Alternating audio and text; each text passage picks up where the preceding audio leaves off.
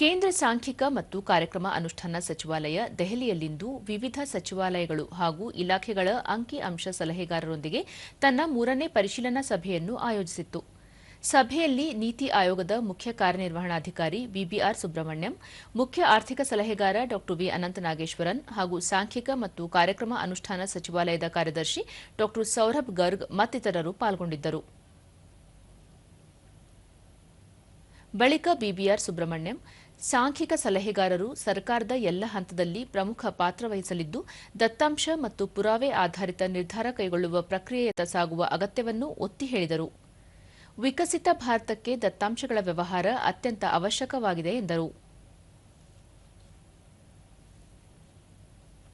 ಡಾ ವಿ ಅನಂತ ನಾಗೇಶ್ವರನ್, ಇಂತಹ ಸಭೆಗಳು ಸಚಿವಾಲಯಗಳು ಮತ್ತು ಇಲಾಖೆಗಳಿಗೆ ಸಹಯೋಗದ ವೇದಿಕೆ ಕಲ್ಪಿಸುತ್ತವೆ ಎಂದು ವಿವರಿಸಿದರು.